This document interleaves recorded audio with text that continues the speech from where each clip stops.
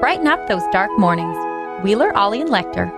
Mornings at the Cabin. Mornings at the Cabin indeed. Wheeler and Lecter with you on your Monday morning. Oh, it's dark and it's rainy. Well, it's not rainy. It's minus 14, which isn't too bad for a snow-capped morning. I'm not sure what's going on in our headphones. I feel like Eminem right now. I need some more in my headphones. We could use anything. I can't hear you at all. Let's just take these off. All right, that's fine. Trash, it's a little weird though because I'm not. I don't have the house of my headphones around around my face. Jill might be talking over us right now. We don't even know. Yeah. Well. No, she's a professional. That's right. Well, we kind of have a time as well. Well, got to see her this past weekend. Yeah. Wonderful stuff. How was your weekend? It was lovely. Yeah, it was. Should we talk about it? The weekend? Yeah. Sure. Being shut out at the Grammys. Real tough stuff for him. Big year. One of the top selling albums. Completely shut out was The Weeknd over the Grammys. Right. I think he'll get over it. I don't know. I feel like he will. I don't know. Did you see his face? Not recently, no. No, but he's been making statements with his face, like coming on all bandaged up. I think it's a statement about like cosmetic surgery or something. Oh, he's doing stuff. That he was beaten. Oh. I'm not sure. I think it's a political statement. Rough weekend. That's right. But you know who we should ask about that during the week at some point? It's Emily Blake, because she's the pop culture expert. And big shout outs to Emily Blake and Samantha Stewart for organizing for weeks our whole thing that we're not going to talk about. Right. Because, some people don't have Christmas. Although I feel like where we went, some people never have Christmas. That's true. How dare they? Mornings at the Cabin, the podcast. Wheeler and Lecter with you on your Monday morning. The thing we didn't want to talk about, and I was worried about it. Not really worried about it, but I just didn't I know a lot of companies and businesses are not having Christmas parties this year due to COVID-19. We did have a Christmas party over the weekend. That's right. Did it at Aurora Village, and I'll tell you this much: they did it up right. It was pretty nice. It was really nice. It was really, really nice. So we didn't all gather in one place. There was just over 30 of us. No, I wasn't allowed to talk to you. I know, and I think people were more than happy for it. I didn't like it. No. So there's more than 30 of us. So we went into like a teepee each. So there's like 10 in each teepee. So we had 3 teepees. There's no like intermingling. We didn't like gather in one teepee for any part of the night. We gathered outside around the fire for our gift exchange. Beautiful evening. The only thing that I wish is that it wasn't overcast. We could have saw some lights, but we weren't out there that late either. Right. I think we left at 11:30. Yeah. So we had a fantastic time. So, big shout out to everybody at Aurora Village. They had 150 people out there for Christmas parties, all in different teepees. Mm-hmm. Again, some people were in the main lodge. Yeah, see, it wasn't just us. No, it wasn't just us. Yeah. Oh, we had a strong battalion in the war for Christmas. That's right. We are for Christmas. The last time I was there was 5 years ago for a friend's wedding. Right. And we were in the main lodge the entire evening. Right. So I thought that's what we were going to be. It was like just us in the main lodge. Mm-hmm. There it is. Awesome. And then you get out there, and there's just parties everywhere. Yeah. But it's all in separate teepees. So they're all keeping them like however 12 and under in a teepee or whatever it is. Mm-hmm. And fantastic. I didn't realize how many teepees they had out there. They've added a bunch since last I was there. Well, because last time I was there 5 years ago. A lot can happen in 5 years. A lot can happen in 5 years. When I was out there 5 years ago, they were still allowing like local parties and stuff like that. Right. We know that they stopped doing that for a while because there was there's so much business during tourism season. Yeah. And so much business that they've got like 30 teepees out there that you can kind of hang out in, and they're nice and warm. They're all stocked up with wood stoves and things like that. Right.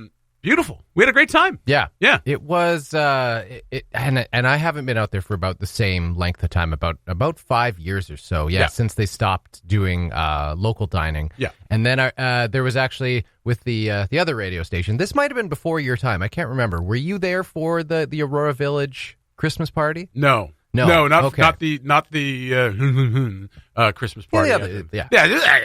Because that was all in the main lodge as well. Yeah. And I was thinking back to that time, and all I really remember about Aurora Village was that main lodge, and then there was maybe 3 or 4 TVs out in front, right in front of the lake, right? Yeah. And we didn't even get to go and see those. No. So I had no idea what they even looked like inside. Yeah. But so I was just kind of comparing to that, and as we were driving in, you just see teepees, everywhere. signs saying teepees 1 through 11 this way. Yeah. Teepees 12 through 22 this way. Yeah. And you're like, oh my God, this is actually a legitimate village now. Yeah, absolutely. And it's beautiful. And it has that feel too. It does. It's lovely, like just walking around, and they got all the bonfires going. They got one guy just hustling around, tending to all the fires and all the teepees.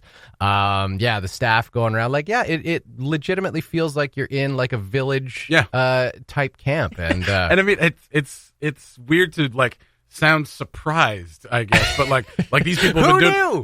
Who knew that these people had it going on? But they've been doing it for years. And I mean, in order to cater to tourists who are not unwealthy, right? It takes a lot of money to come here. Right. So, like, you got to give them a bit of a 4 or 5 star dining experience. Absolutely. And absolutely they did. The food was great. And, like, they brought in everything on, like, on a sled in, like, a warming box. It was all really done up really nice. Yeah. So, yeah, big kudos to them. And, again, kudos to Emily Blake and Samantha Stewart for organizing everything. Absolutely. Organizing games, setting everything up.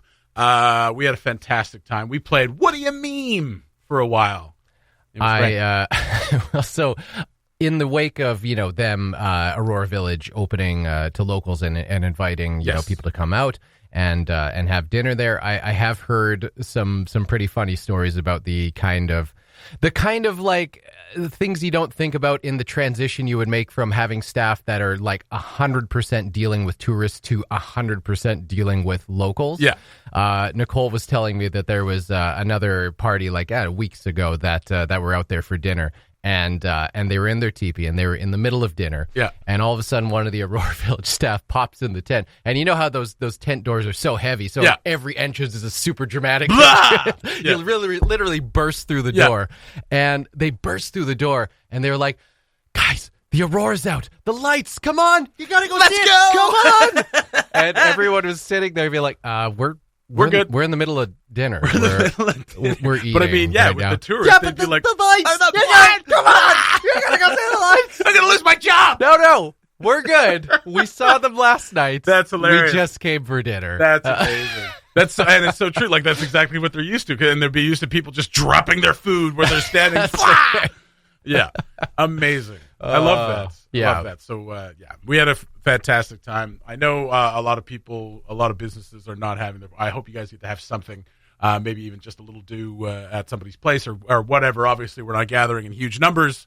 So we were very lucky to be able to have this. So thanks again to everybody who organized it. Thanks to Aurora Village. There's your third free mention of the morning. Mornings at the Cabin, the podcast, where we cut out all the great music and you're left with the rest. The lights at City Hall. Going to get fired up tonight at 5 o'clock. So, I mean, if you want to leave work early or just, bound through the city after work to get there for the light up ceremony, you can. Why make it at 5? That's when people get off work. I know that's when they get off work, but they get off work at 5. Well, yeah. So why not give them a couple minutes to get down there? Let's just take the afternoon off. Yeah. Oh, that's right. That's right. Well, yeah. I mean, there are plenty of civic holidays, right? Long John Jamboree. Yeah. There isn't one for Folk on the Rocks, but we're angling for one. Right. I mean, we've told Mayor Alty over and over again that after Folk on the Rocks, you should have the Monday off, or at least a half day. Yeah. Right. And we have to wait like most of the next month for anything off. So I think we could all use an afternoon. That's right. Absolutely, I agree. And then for another civic holiday, it's the light up day. Yeah, take the afternoon off. That's right. Get prepared for these lights. They are gonna make your eyes pee tears. Go down there to Samake Civic Plaza. No good.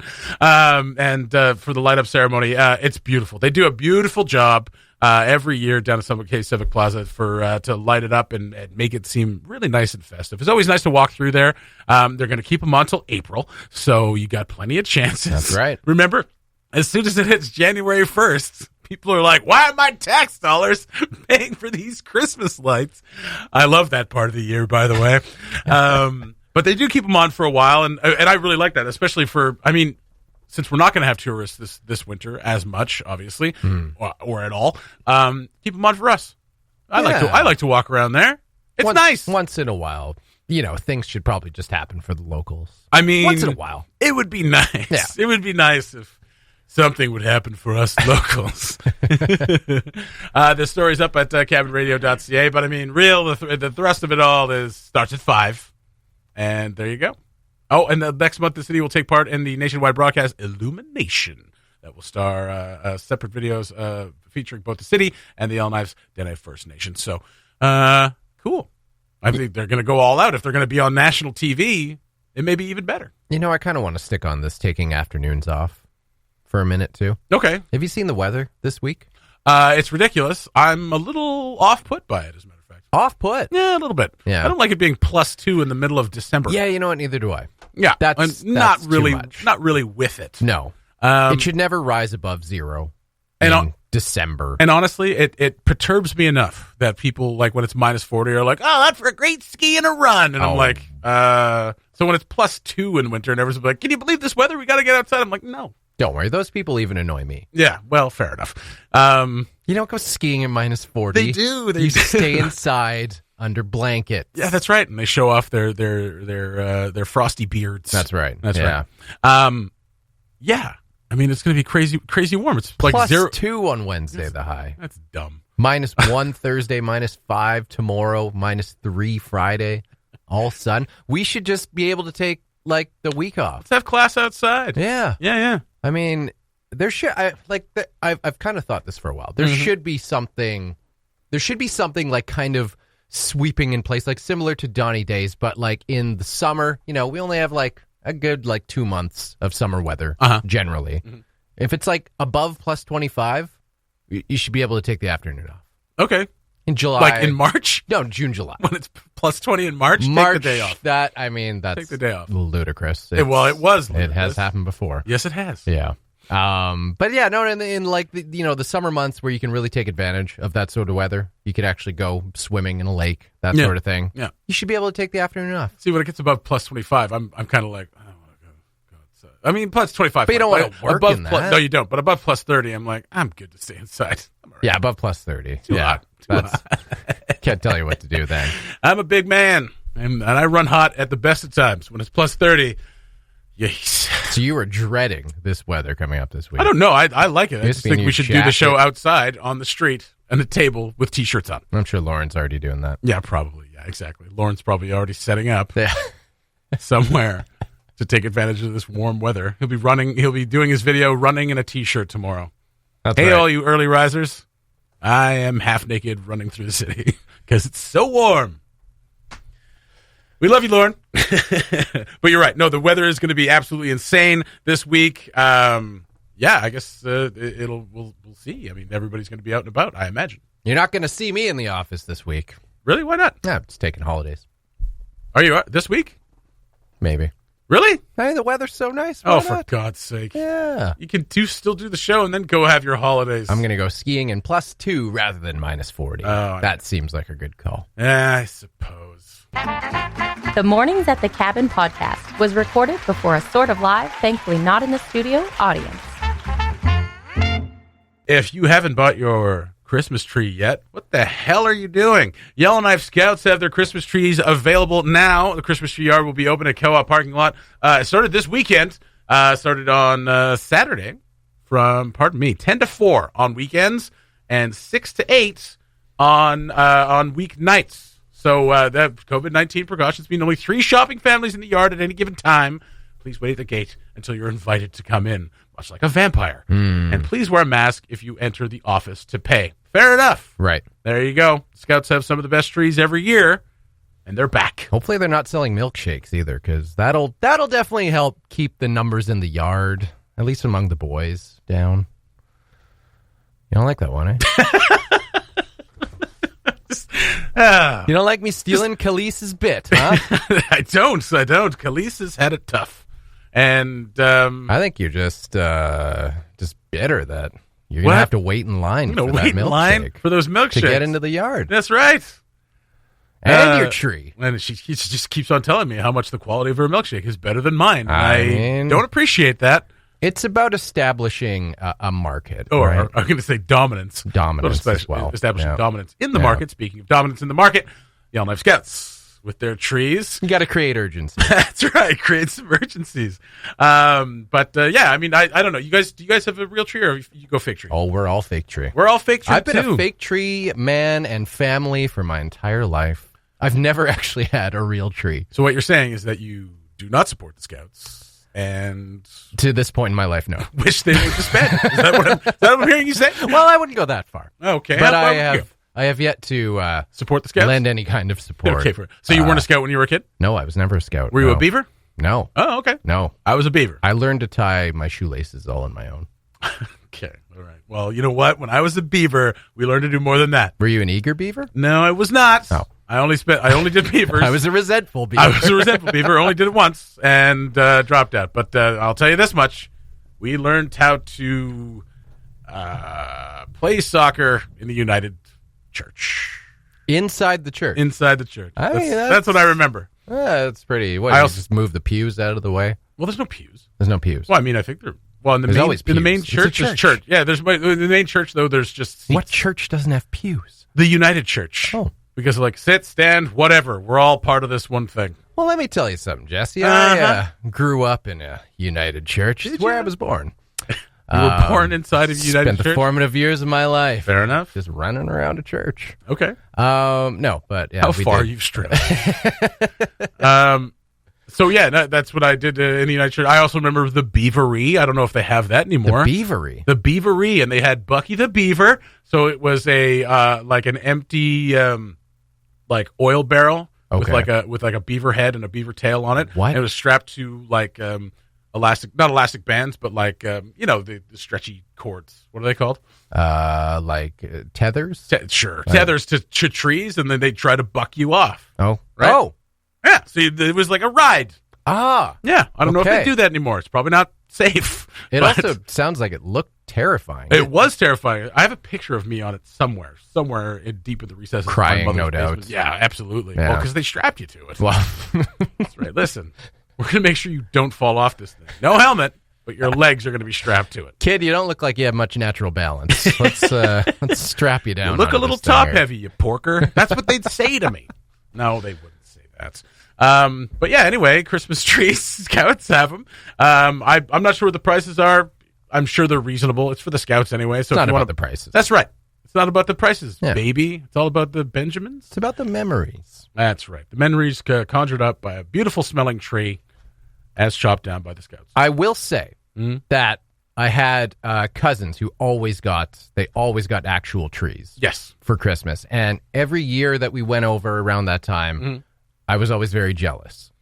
Because we had our fake one and we put it up and then whatever. But and just I romanticized the idea in my mind of going out and getting your tree. Yeah. Of course, I just thought you went into the forest and chopped it down. And of course, dragged it home like the olden days. Because you watch Christmas Vacation. Because this is exactly what we're supposed to be doing. That's right. No. That's not what they're encouraging.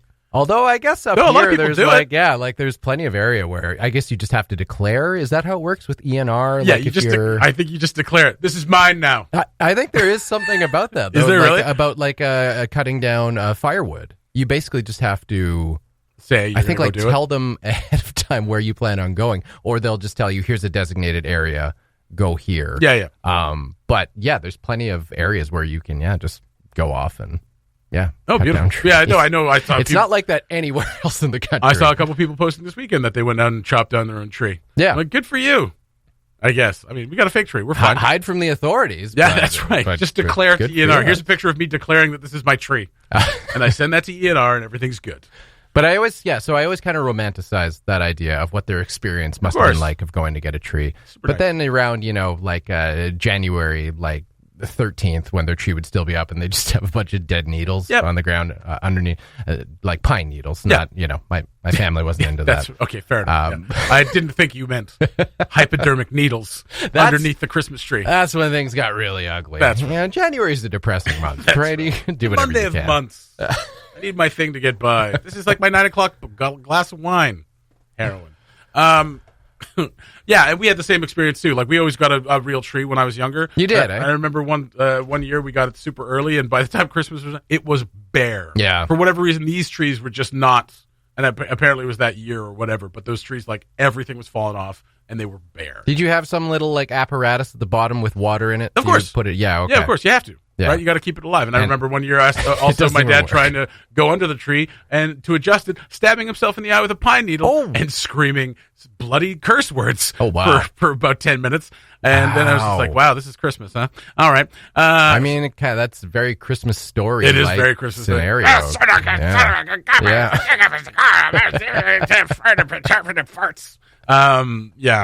of like that, except worse. So yeah, Phoenix and I have had a fake Christmas tree for the last few years. Yeah, and we've safer. And we're never in town, right? Yeah. We haven't been in town for 5 years for Christmas, so we do put it up every year. But this year we get to put it up and put some Christmas presents under it. She's already told me what I'm getting her for Christmas, so that's good. You're just gonna be sitting here this year, staring at that fig tree with disdain. No, you're like, I shouldn't even be looking at you right now. All right, yeah, thinking of all the scouts that are going hungry this year. But yeah, we're gonna spoil the dog and put some stuff under the tree for her, and that's all we're gonna do. Yeah, I'm only gonna get like 2 days off at Christmas, so whatever. So take full advantage. Yeah, that's right. I'm gonna take tomorrow off because it's so warm. Booyah! I'm taking it off before you say anything. I'm happy for you. What? All right. So if you want a new tree, if you want a new tree, because last year's one is just dead. You really should have taken that out by now. Go see the Scouts at the Co-op parking lot, starting from 6 to 8 on the weeknights, 10 to 4 on the weekends. They'll probably sell out pretty quick. People are pretty Christmassy right around Christmas. The Mornings at the Cabin podcast. Remember, if you're ever feeling less than useful, Taco Bell failed twice to expand into Mexico. Once in 1992, when Mexican customers found their tacos to be too expensive, and once in 2010, when customers were unfamiliar with their menu items because they look so different from actual things in Mexican food. Also, over the past weekend, Mike Tyson came out of retirement with Roy Jones Jr. to have a little scrap. Here's the thing about that scrap. Pay-per-view event, $70 for pay-per-view. I know a lot of people who picked it up. Do you really? I do. There's a bunch of people on Facebook. I don't know. And I was interested in it until I found out just exactly the parameters of the fight. They were fighting with 12-ounce gloves instead of 8-ounce gloves, which, I mean, it's a little bit of extra cushion. Yeah. And also, there was a no-knockout rule. Right. On top of that, if one of them was cut, the fight would stop. Yeah. Why then? And it ended in a draw. So yeah. People are pretty ticked that they spent a bunch of money on that. It was like when we spent that money on the Pacquiao-Mayweather fight, and I was like, this was boring. Remember?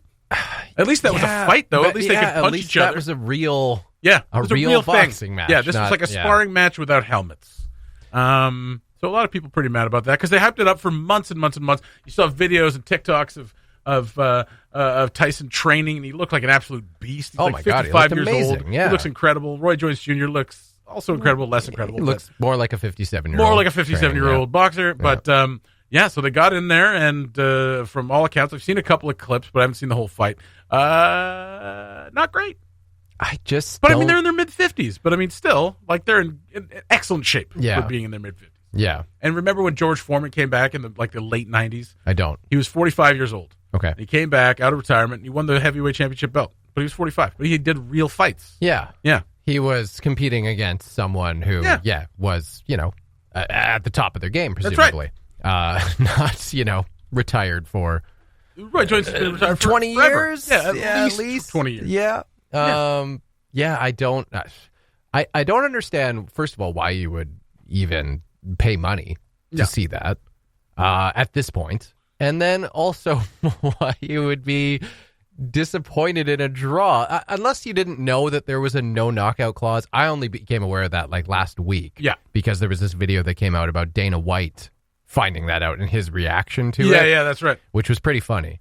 But if you knew what you were buying, which was essentially I don't even want to call it an exhibition. It was it was a show. It was a show. Exactly right. Yeah. It might as well have been a reality TV show. Yeah. But maybe, just maybe that Tyson is preparing for another fight. Maybe he's going to actually do a fight. I'd be more upset about a double countout finish at WrestleMania than a draw finish between Tyson and Roy Jones Jr. Wait, does that happen? Point. Does that happen? Oh, of course, I'm sure it has. Yeah. Double count out? I'm sure it's disappointed someone. Brutal. Yeah. Now, that's the worst way to end a match. I'm not even sure who the heavyweight title holder is right now. It's a Klitschko, probably. I don't know if I see Mike Tyson beating a Klitschko. Probably not. No. Right? No. So, I don't see it. Like, he wouldn't beat any reasonable competitor now. I think if he was able to like hit him, probably, because the guy can hit like a truck. Well, yeah, I mean, but unfortunately for Mike Tyson, his opponent has the option of getting out of the way. Yeah. There we are. Throws a wrench into the plans there. I suppose. I mean, yeah, like you mentioned earlier, the training videos leading up was just like, before I knew about this no knockout clause. Yeah. I had seen a few of these training videos, and I was just like, oh my God, he moves way faster than any 54-year-old should be able to. That's right. And I was like, I am genuinely afraid for Roy Jones Jr. because I don't know. But then I was like, okay. We're just going to dance a little bit. Yeah, bop each other. Tyson Fury is the world heavyweight champion. The WBC. That's a great boxing name. Yeah, right, isn't it? Man. A Brit. It doesn't get any better than that. So Klitschko's no longer in there. I am behind on my heavyweight boxing champion. He is now 49 and retired. Yeah. Let's see. Yeah, all right. Well, he held it. Both Klitschko's held it for the top 5 amounts of time ever. Yeah. So Vladimir Klitschko remained champion for 4,300 days. That's a lot.